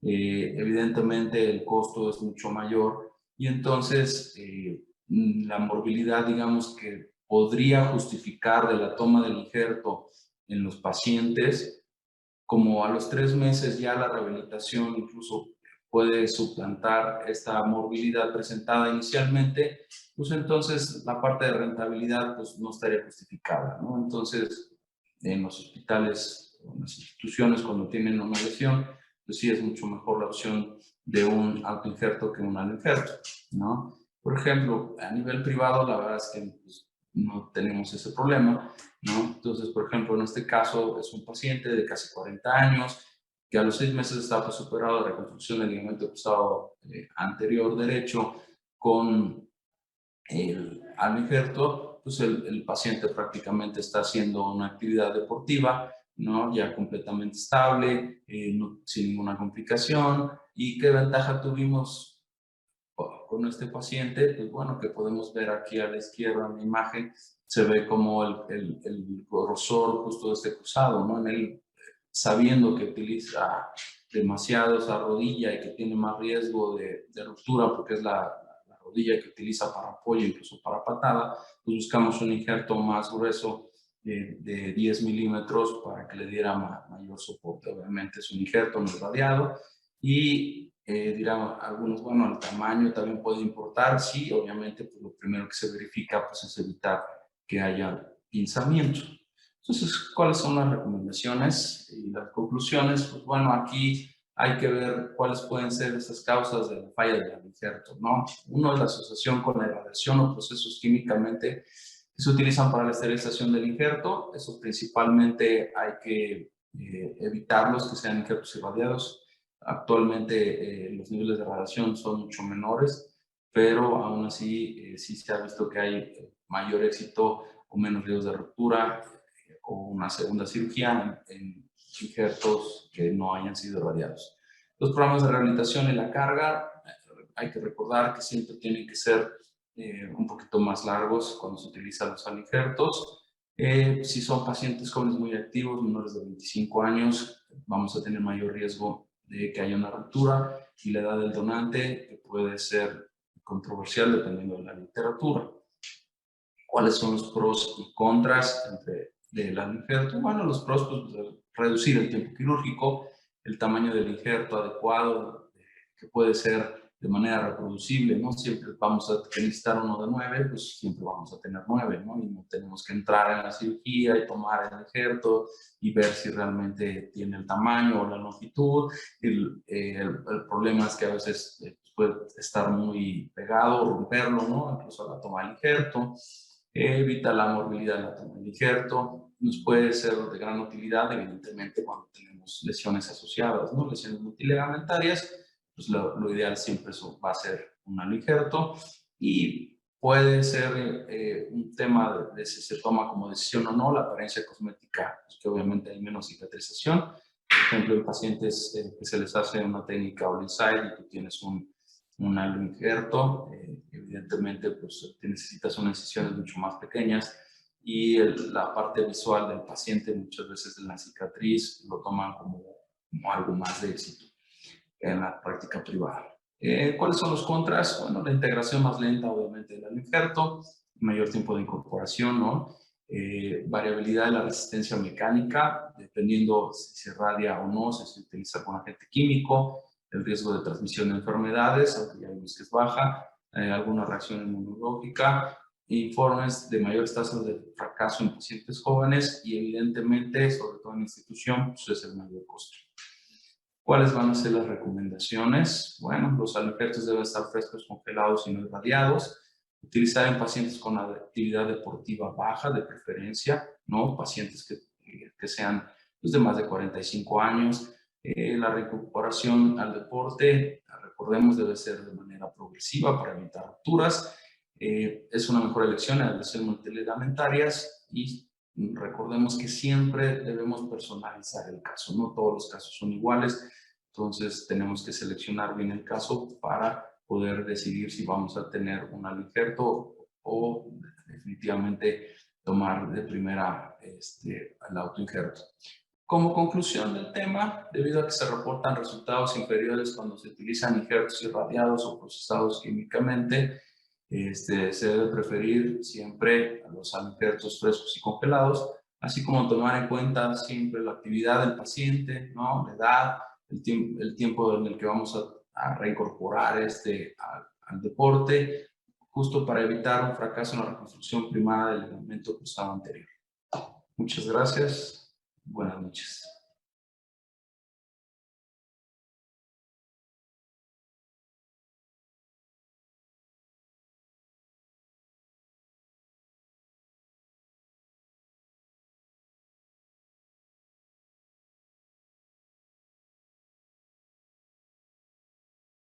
¿Qué tal? Buenas noches. Soy Arturo Almazán del Instituto Nacional de Rehabilitación.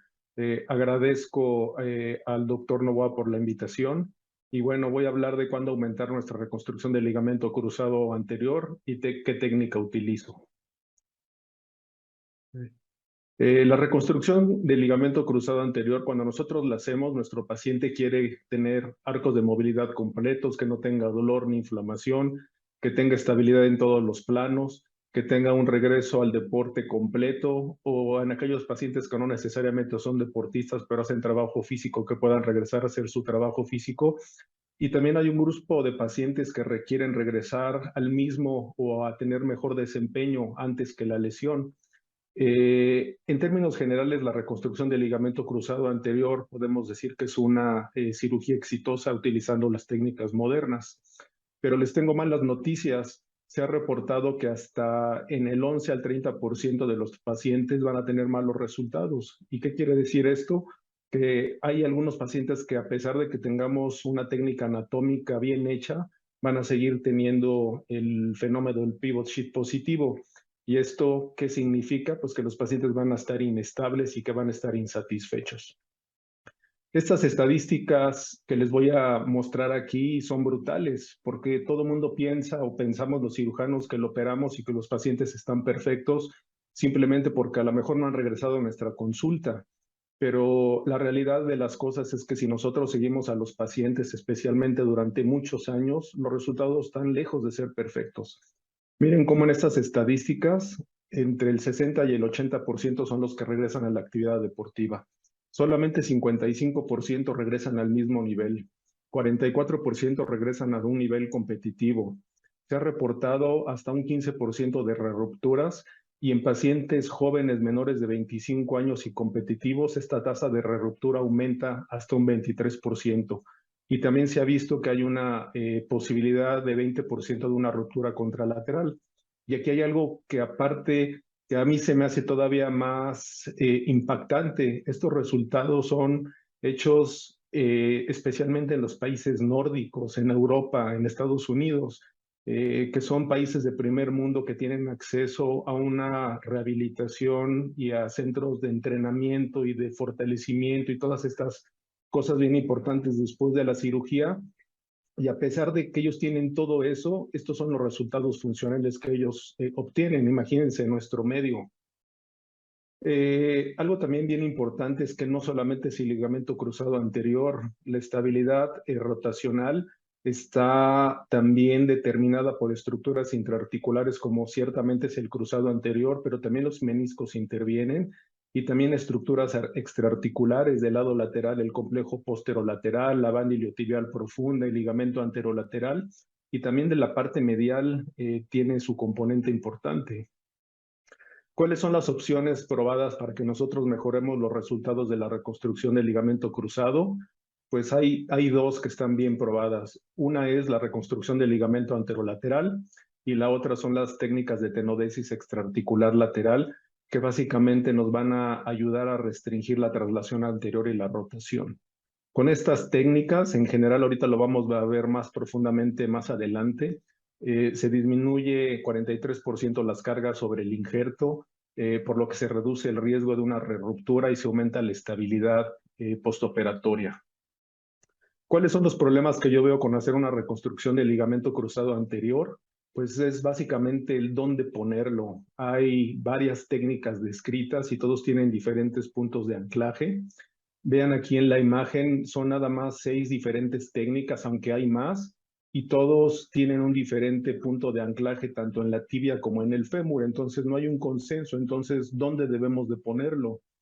Si hacer esta técnica abierta puede ser demandante, imagínense hacer esta técnica percutánea como está promoviendo algunas casas comerciales, especialmente en aquellos pacientes grandes y gordos.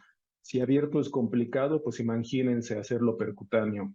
La curva de aprendizaje también es un factor. Si ustedes no están en un centro donde se opere frecuentemente estas cirugías, pues esa curva de aprendizaje tomará más tiempo. Otro factor son los costos, especialmente cuando decidimos utilizar aloinjertos y los implantes modernos. La mayor parte de técnicas se van a utilizar al menos 2 implantes, porque recuerden que es un injerto libre que tenemos que fijarlo tanto en el fémur como en la tibia. Entonces, por lo menos van a necesitar 2 implantes y un injerto libre. La elección del injerto también a veces es complicada, especialmente en los casos de revisiones, porque si no tenemos la opción de contar con un aloinjerto, tenemos que ir a sacar el injerto de la rodilla contralateral. Otro tema que está descrito utilizando estas técnicas es apretar demasiado el lado lateral y desarrollar osteoartritis a largo plazo. Pero algo aquí que es bien importante es que los resultados de las técnicas de la reconstrucción del ligamento anterolateral no han resultado ser superiores a las técnicas de una tenodesis extraarticular lateral. La tenodesis extraarticular lateral fueron desarrolladas hace varios años para limitar la inestabilidad anterolateral, perdón. Ciertamente son técnicas no anatómicas que refuerzan las estructuras capsulares anterolaterales. Son técnicas, como les dije, antiguas, pero que se han venido modernizando y se usaban hace muchos años en lugar de hacer una reconstrucción del ligamento cruzado anterior. Lo que se ha visto cuando se adicionan a una reconstrucción de cruzado anterior es que van a proteger al injerto, van a disminuir el estrés en el injerto, se va a disminuir la rotación tibial interna y no se han asociado a un desarrollo de osteoartritis a largo plazo. Vean, desde mediados de los 60 es que se desarrollaron estas técnicas y ha habido un montón de técnicas, todas o la mayor parte intervienen sacar alguna tira de la banda iliotibial y ya sea pasarla por debajo del ligamento colateral lateral o fijarla en el septum intermuscular, es decir, se usan para reforzar la parte posterolateral de la rodilla. Lo que se ha utilizado en la época moderna es básicamente el EMER modificado, que es una tirita de la banda iliotibial de más o menos unos 75-80 milímetros de largo por 10 a 12 milímetros de ancho, fijada con un tornillo con una grapa. Estas técnicas tienen malos resultados como procedimiento único, pero como vimos cuando las adicionamos a la reconstrucción del ligamento cruzado anterior, tienen aparentemente un efecto benéfico. Las indicaciones de hacer la tenodesis extraarticular lateral adicionada a la reconstrucción del ligamento cruzado anterior es en aquellos pacientes que tienen un pivot shift grave, aquellos pacientes que les reparamos el menisco medial o el lado medial, aquellos pacientes jóvenes competitivos que son especialmente menores de 25 años, que son esos pacientes que ese grupo de edad particularmente tienen mucha tasa de reruptura. También en mujeres jóvenes que juegan fútbol, soccer, hay una gran tasa de relesiones del ligamento cruzado anterior. Entonces, en este grupo de pacientes particular puede ser algo benéfico. En aquellos pacientes que tienen el signo de la muesca bien notorio en el cóndilo femoral lateral, como es en el caso de esta resonancia de uno de mis pacientes, donde se puede ver este edema óseo y la muesca en el cóndilo femoral lateral por efecto del pivoteo cuando se lesionaron. En aquellos pacientes que hacemos una meniscectomía medial especialmente amplia, aquellos que tienen una fractura de Segón crónica, aquellos pacientes con un recurvatum importante que tienen hiperlaxitud ligamentaria, aquellos pacientes que hacen deportes de contacto y que quieren regresar, y también tiene cabida en las revisiones del ligamento cruzado anterior. Este sería para mí un ejemplo de un paciente que necesita hacérsele algo más que una simple reconstrucción, aunque sea anatómica, del ligamento cruzado anterior. Aquellos pacientes que tienen un Lachman 3 cruces, un pivot shift bien marcado, explosivo, yo creo que es el mejor paciente para hacer una técnica extraarticular lateral, además de la reconstrucción. En la literatura ya está bien demostrado que estas técnicas tienen buenos resultados. Aquí nada más puse un par de los grupos importantes que están haciendo en el mundo. Este grupo de Stability, que es un estudio multicéntrico, ha visto que la tasa de falla clínica disminuye cuando se hacen estas técnicas extraarticulares.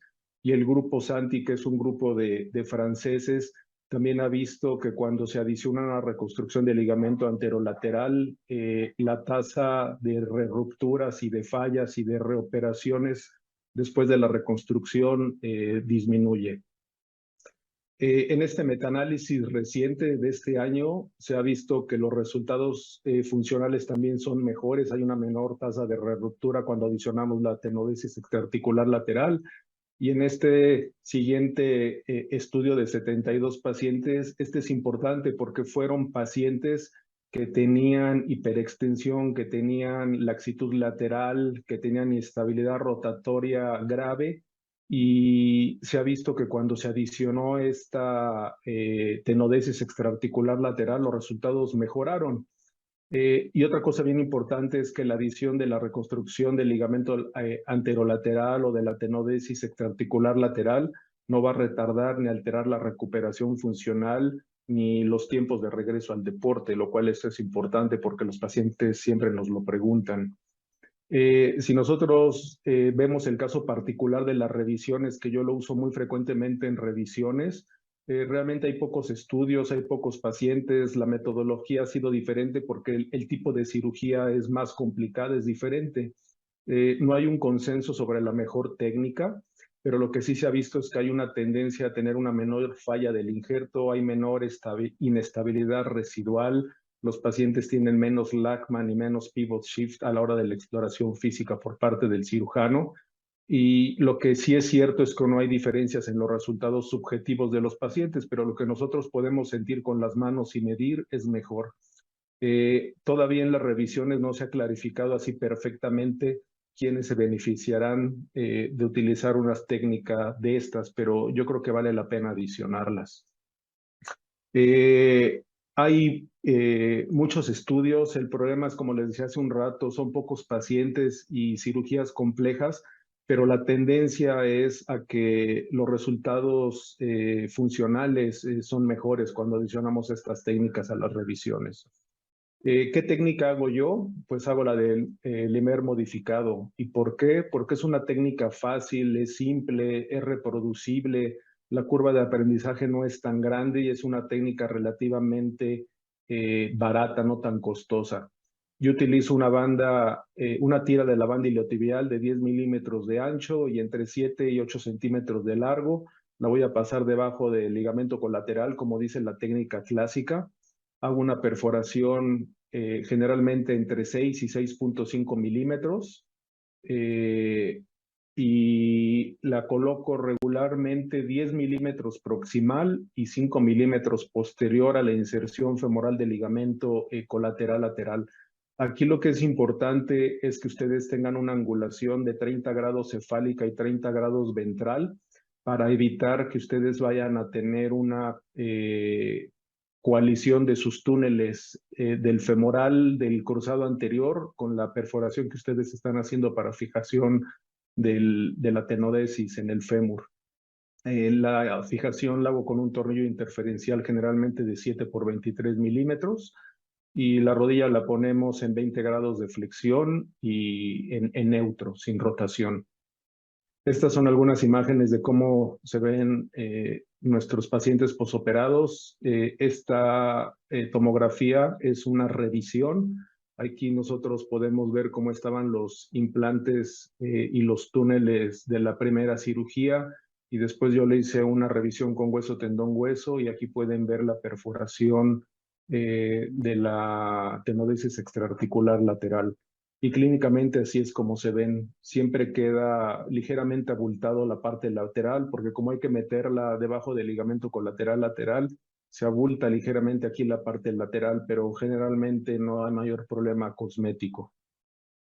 El protocolo de rehabilitación realmente no hay que modificarlo.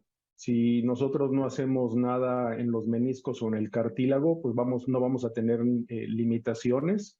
Los podemos apoyar de manera parcial o total inmediatamente, o si ustedes gustan ser un poquito más conservadores, un par de semanas con apoyo parcial es suficiente.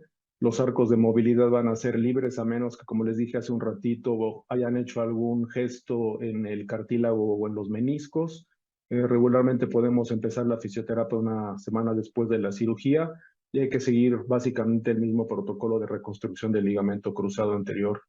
Y aquí el mensaje final es que acuérdense que hay más cosas que solamente el ligamento cruzado anterior. Entonces hay veces que no es suficiente con hacer solamente la pura reparación del ligamento cruzado anterior. Las técnicas de tenodesis extraarticulares o la reconstrucción del ligamento anterolateral tienen cabida desde la cirugía primaria y evidentemente en las revisiones. Yo les recomiendo hacer una técnica de Lemaire modificada porque es simple, sencilla, reproducible, barata y no hay que hacer modificaciones en el protocolo posoperatorio ni vamos a alterar los tiempos de regreso al deporte. Muchas gracias.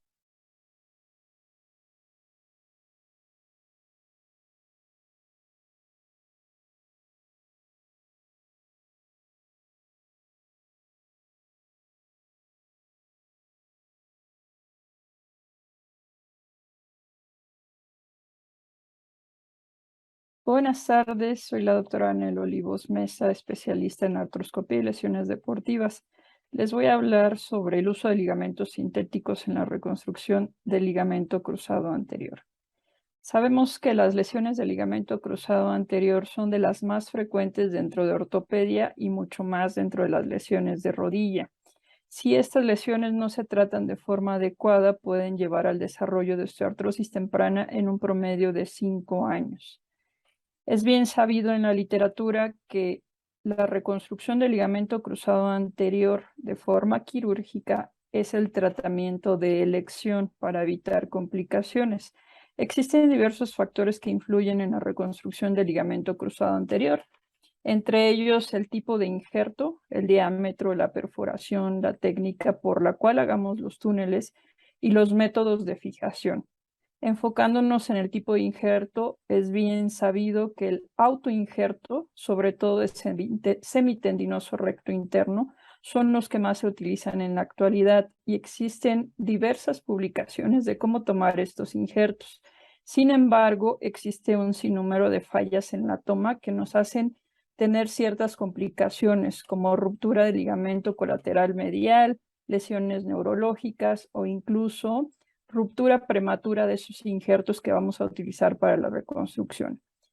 Ante estas circunstancias tenemos disponibles los injertos sintéticos que contribuyen a disminuir la movilidad del sitio donador, eliminan la transmisión de enfermedades, tienen una mejor resistencia tensil y se habla que también tienen una pronta rehabilitación en aquellos pacientes en los que se utiliza este tipo de injerto. Dentro de los materiales utilizados a través de la historia en el uso de injertos sintéticos están las fibras de carbón, polipropileno, politetrafluoretileno, dacrón y recientemente poliéster, que es el que estamos utilizando en la actualidad. Este tiene una resistencia de 1200 newtons, sirve para una reconstrucción total o también para reconstrucciones parciales.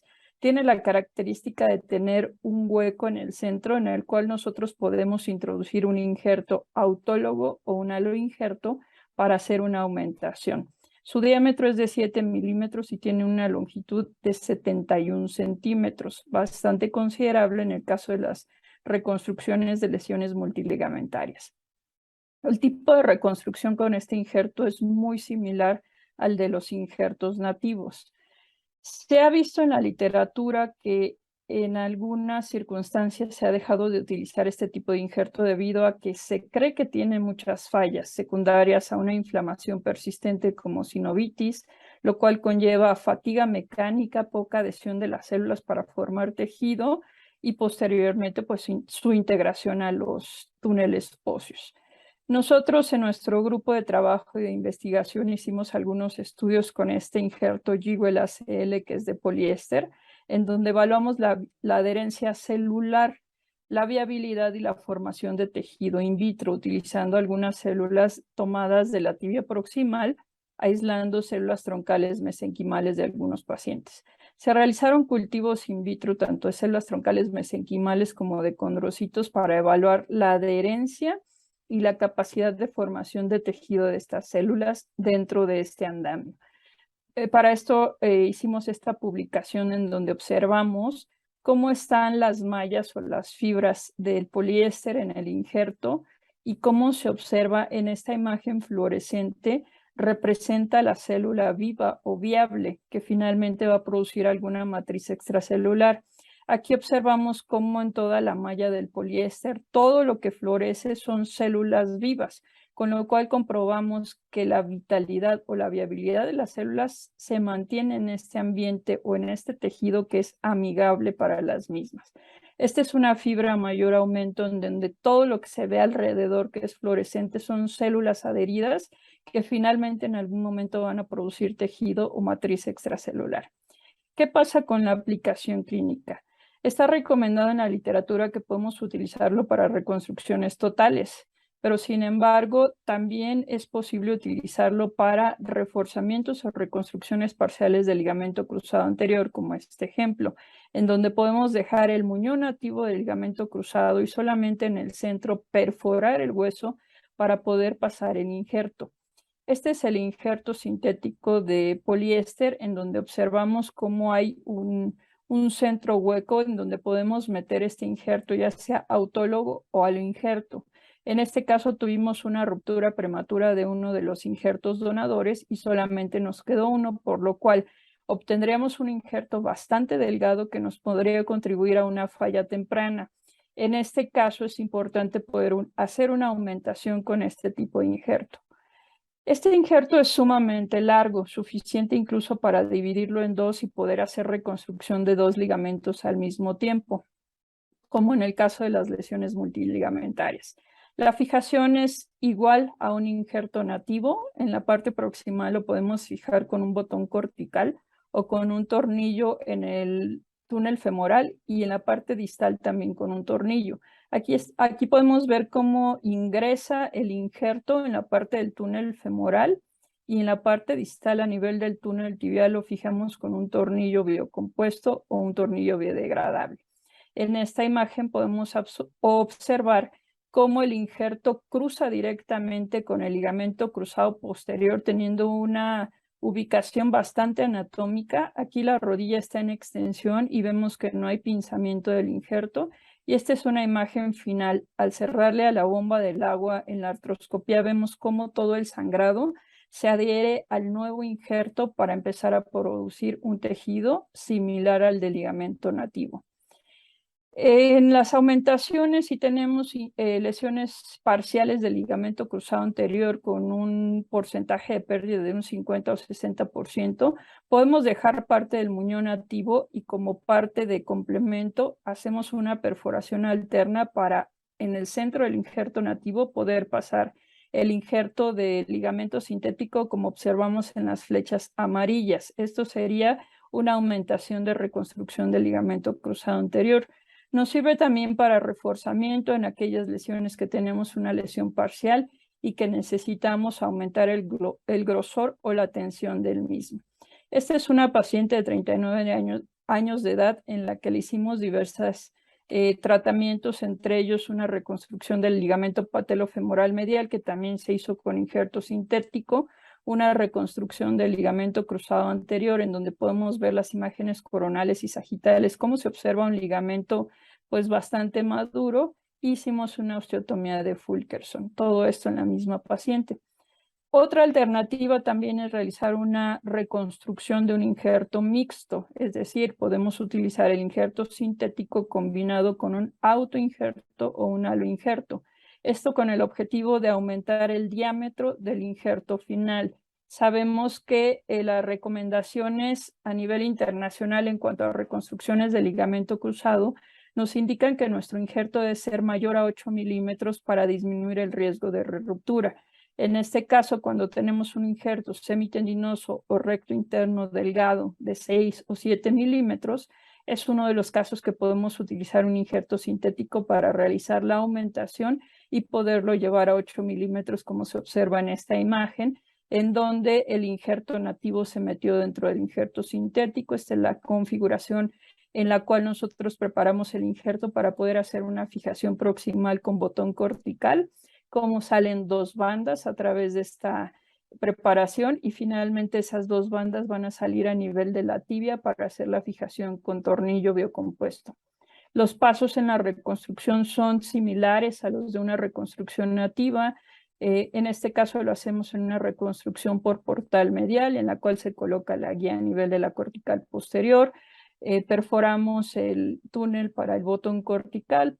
Secundario, hacemos la perforación del túnel del diámetro del injerto, que en este caso era 8, y finalmente la perforación a nivel de la tibia. Aquí estamos pasando los injertos, pasa el botón cortical. Posteriormente pasa nuestro injerto mixto, en donde podemos ver nuestro injerto nativo envuelto en el injerto sintético y cómo queda finalmente la fijación y la intersección con el ligamento cruzado posterior. Se hace lo que es la tensión del injerto con el ciclaje y posterior a esto la fijación en la tibia. Esta es la imagen final de cómo nos queda una reconstrucción de injerto mixto y cómo se observa en una artroscopía. Tenemos un estudio de uso de este tipo de injertos, ya que es muy controversial en la literatura, de si es útil su uso o no. Y tenemos un grupo de pacientes en el cual estamos comparando injerto mixto versus injerto autólogo, en donde hay dos grupos de pacientes con reconstrucciones tanto de ligamento como lesiones meniscales y lesiones de cartílago, en donde por clínica no se observa diferencia significativa en cuanto a función, dolor, inflamación y sensación del paciente en cuanto a un grupo y otro. Simplemente en el grupo de injerto mixto, que es donde utilizamos el injerto sintético, sí se vio pequeña diferencia en cuanto a menos sintomatología dolorosa comparada con aquellos con injerto autólogo. En el caso de CAT-1000, que es una prueba bastante importante en la reconstrucción del ligamento cruzado anterior, en donde vemos el desplazamiento de la reconstrucción después de una cirugía, observamos que hay ventaja sobre el injerto mixto. Hay un menor desplazamiento en la rodilla posoperada versus la rodilla sana, comparado con el injerto autólogo. En el autólogo vimos que se desplaza más, hasta un promedio de 5.4 milímetros comparado con 3.2 milímetros de desplazamiento en el injerto mixto, lo cual se traduce en mayor resistencia y mayor estabilidad para este tipo de injertos en la reconstrucción de los ligamentos cruzado anterior, con una diferencia significativa de 0.04. Y algo que estamos evaluando también es el grado de maduración, por resonancia magnética, en el cual se hace una realización de una escala en donde podemos comparar la maduración del injerto mixto versus el injerto autólogo, en donde también se ha visto que adquiere una maduración mucho más rápida el injerto mixto versus el injerto autólogo solo dentro de este tipo de reconstrucciones. Aquí podemos ver una imagen sagital en donde se observa muy parecida la intensidad de la imagen del cruzado anterior comparado con la imagen del cruzado posterior, que es el injerto nativo, y también tenemos la reconstrucción o la imagen del lado derecho en una fase coronal.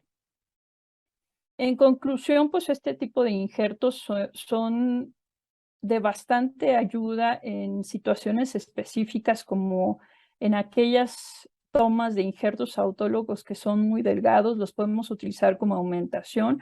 En aquellos injertos en los que hay una amputación prematura y tenemos una pérdida del injerto, o para reconstrucciones parciales. Yo en mi experiencia dejaría en duda todavía si son viables o utilizables para una reconstrucción total, porque puede ser un injerto bastante rígido, pero en estos casos sí los resultados han mostrado que incluso tienen un beneficio mayor en cuanto a estabilidad y resistencia que utilizando injertos autólogos de semitendinoso recto interno.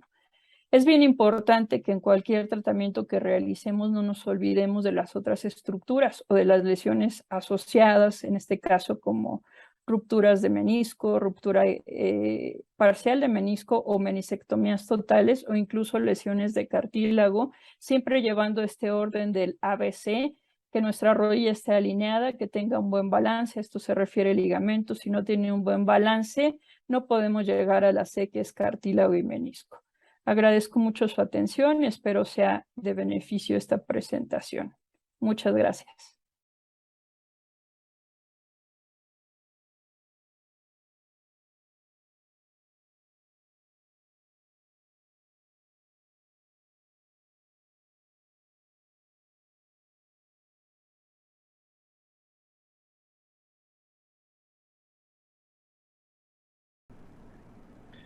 Pues muchas gracias a todos los ponentes por tan interesantes pláticas. Tenemos a mucha gente conectada, escuchándonos, afortunadamente, mucha gente interesada en este tema. Y pues tenemos muchas preguntas que no todas las podremos presentar porque solo contamos con 10 minutos, pero ya también varias de las preguntas que han hecho hemos encontrado la respuesta en la plática del doctor Almazán y en otras pláticas.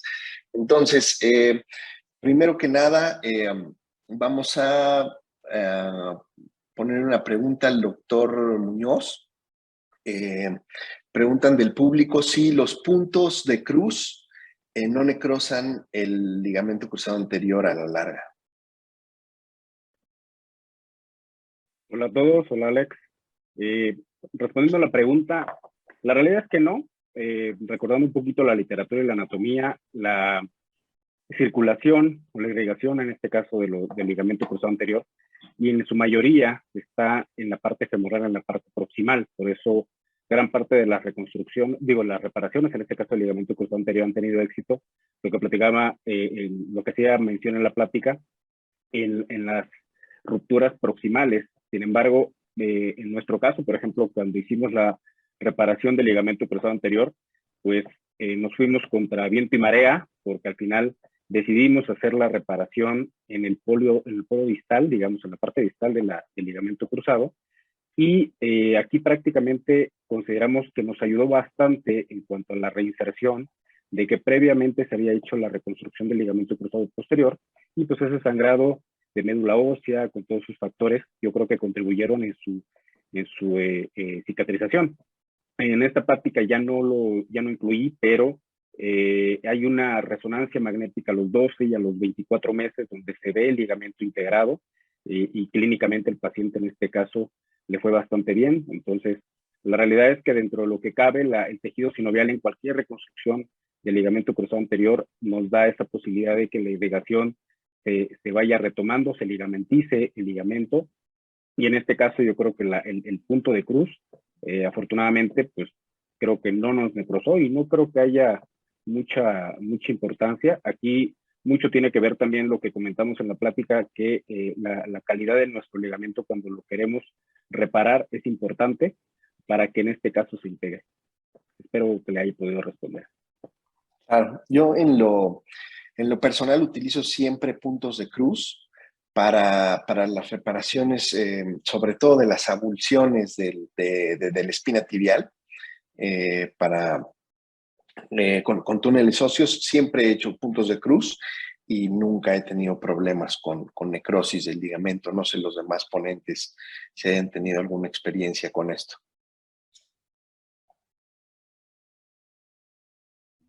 No, la verdad es que no. Yo también para el tratamiento de las avulsiones utilizo este tipo de puntos, y realmente sabemos también que en las suturas la tensión es parcial, ¿no? Después de 6 a 12 semanas esa tensión del polímero de la sutura se pierde, entonces es transitorio y no tiene ningún efecto en la vascularidad. Gracias. Ahora, tenemos una pregunta para el doctor Rubén García, de su plática de reconstrucción del ligamento cruzado anterior con injerto de cuádriceps, y preguntan ¿cuánto se tarda en recuperar la fuerza en extensión del cuádriceps en la toma de injerto? Muchas gracias, mi estimado Alex. Bueno, aquí tenemos que ver varias cosas. La primera es, desde el primer momento necesitamos los arcos de movimiento. Para recuperar la fuerza tenemos que tener una extensión completa. Entonces, la fuerza la estamos empezando prácticamente desde las 3 semanas.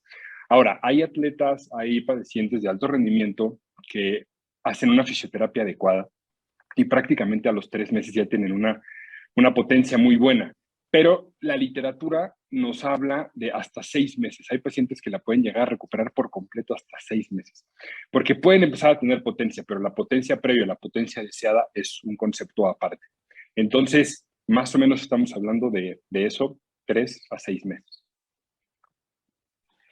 Ok, muy bien. Ahora, otra pregunta que se me hizo muy interesante, que tiene que ver con este tema que hicieron, es, porque esta se la hago a todos, ¿por qué cambiar a cuádriceps si la literatura no ha reportado una diferencia significativa?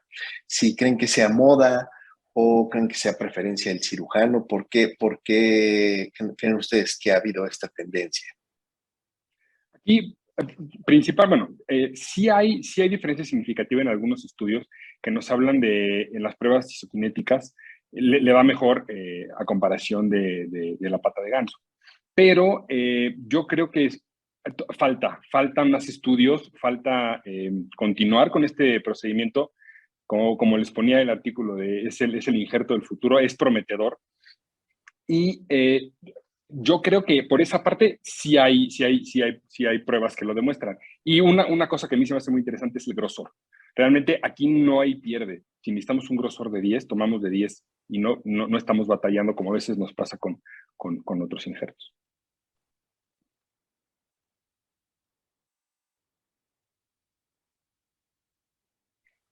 Sí, yo creo que no es un injerto que haya llegado para sustituir a los demás, es decir, para que lo usemos en todos los casos, pero yo creo que es un injerto muy valioso para tenerlo dentro de nuestra cartera de posibilidades para hacer estas reconstrucciones, ¿no? Hay pacientes que tenemos lesiones multiligamentarias donde no queremos afectar más la parte interior de la rodilla, tomando un HTH, o que tengan una lesión también de ligamento colateral medial y que no queramos tomar los isquiotibiales, y podemos recurrir también al cuádriceps. Yo creo que se me hace una muy buena opción.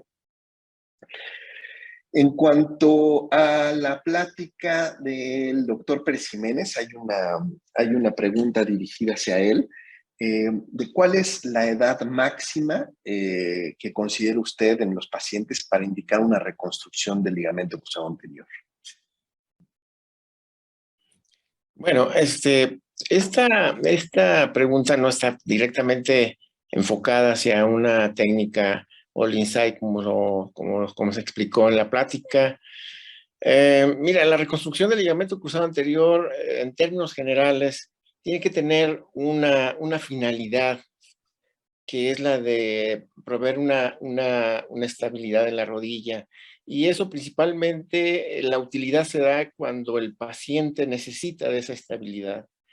Principalmente en los jóvenes cuando se hace mucha deporte o la actividad de trabajo también es muy fuerte.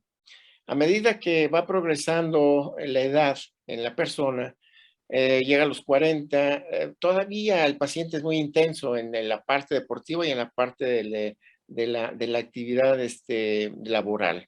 Pero a medida que avanza en los 50 y los 60, el paciente va requiriendo menos de esa estabilidad. ¿Por qué? Porque el paciente se vuelve menos activo, y eso hace que la utilidad en la reconstrucción se vaya viendo menos necesaria, se puede decir así. Entonces, por ahí entre los 50 y 60 años se va formando como un límite. Por eso es que casi no operamos ese tipo de pacientes, porque los pacientes se vuelven más calmos, se vuelven más inactivos. Entonces, el paciente que se hace la reconstrucción entre los 50, 60 años, que es una muy buena edad todavía, un paciente que hace mucho, a esas edades todavía un paciente se tiene mucha actividad deportiva y laboral, entonces en esos pacientes sí está justificado hacerlo. No hay una edad que diga a los 57 años ya no, a los 45 ya no. Depende la actividad, depende del estado de la rodilla, que no sea artrósica, y también depende del entusiasmo que tenga el paciente para hacer una rehabilitación posterior a una cirugía. Entonces, no hay un límite preciso, es las condiciones del paciente y las condiciones de la actividad que el paciente esté en ese mismo tiempo haciendo o realizando. Muy bien, muchas gracias, doctor. Ahora, para el doctor Bausa, tenemos la pregunta. En todos los pacientes privados y no de seguros, ¿es redituable económicamente indicar injerto heterólogo o solo es financiable en los seguros de gastos por lo caro del producto? Bueno, eso es todo un tema a hablar. Evidentemente el injerto pues es caro. Si no tienes la opción para utilizar el autoinjerto, que sería lo principal que siempre vamos a tener en consideración en la reconstrucción del cruzado anterior, aquí hay que tomar en cuenta que si tienes un injerto demasiado sobrado, ¿no? Por ejemplo, generalmente a veces por desconocimiento solamente piden tibial anterior. y el tibial anterior pues, es bastante grande y el costo es casi del doble que peroneos, ¿no? Y con peroneos la verdad es que ya viene con un grosor por lo menos entre 8 y 9 milímetros, que es bastante bueno para una reconstrucción, y el costo es menor. En el tema de seguros es todo un tema, se ha abusado mucho de su uso, entonces la verdad es que muchos de los seguros ya bloquean el utilizar el injerto si no está bien justificado, entonces realmente ahí si no hay una causa para la cual tú puedas tomar un autoinjerto, probablemente tengas un rechazo. Entonces sí puede ser complicado en tema de costos para tu paciente a nivel privado si no tiene ningún seguro, pero si tiene seguro y su aseguradora no le cubre, va a ser un costo bastante fuerte que pues, el paciente te podría reclamar, ¿no? Pero bueno, un tip pues, es utilizar peroneos, que sí sería muchísimo menor el costo que un injerto más mayor, ¿no? O más grande. Claro, escoger el tipo de injerto, ¿no? Para poder bajar un poco el costo. Muy bien, ya nos queda tiempo nada más para una pregunta más. Para la doctora Anel salieron muchas preguntas.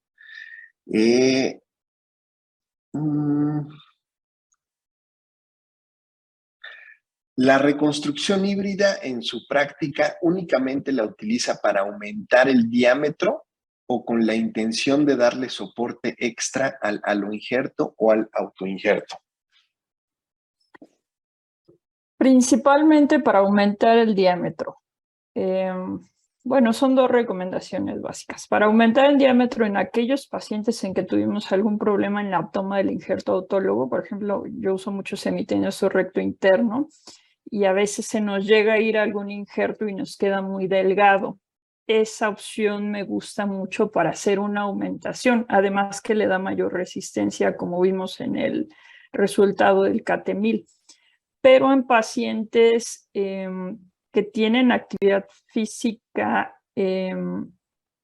digamos, de alta demanda y tienen una lesión parcial, sí lo utilizo solo para darle más resistencia a esa ruptura parcial.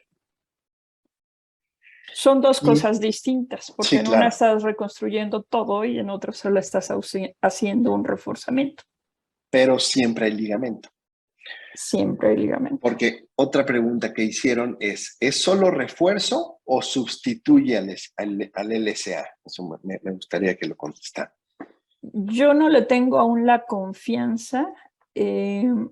La casa comercial te lo vende como es para hacer tu reconstrucción sin que le tomes autoinjerto y que no tengas problemas con los aloinjertos de alguna transmisión de enfermedad o todo esto que sabemos de la pérdida de resistencia biomecánica. Yo en ningún caso, solo haciendo una reconstrucción total, lo he utilizado como único injerto. No le confío aún, es más bien para reforzamiento, no para sustitución, en mi consideración y en mi experiencia que llevo ahorita, ¿no? En estos casos. Claro, yo creo que es muy importante ser enfático en eso, que yo tampoco creo que sea recomendable usarlo como injerto, vamos, exacto, como para sustituir el ligamento cruzado anterior. Bueno, pues ya... Alex, una pregunta. ¿Sí? Es para Anel. Una duda, ¿y en tus pacientes ninguno ha tenido alguna respuesta inflamatoria? ¿Alguna sinovitis secundaria al sintético? Fíjate que no, que es una de las razones por las cuales se habían abandonado el Kios, por ejemplo, antiguamente. Por la reacción inflamatoria había una ruptura prematura. Por eso en parte de la plática les presentaba yo que antes de yo decidirme a usarlo en pacientes, hicimos unas pruebas in vitro de compatibilidad con las células, de viabilidad y biocompatibilidad. No vimos respuesta inflamatoria in vitro y tampoco en ninguno de mis pacientes he visto ni siquiera mayor derrame articular o alguna respuesta que te indique que tienes un proceso inflamatorio crónico fuera de lo común que esperas en una reconstrucción, ¿no? Y sí, ya llevamos yo creo que alrededor de 25 casos.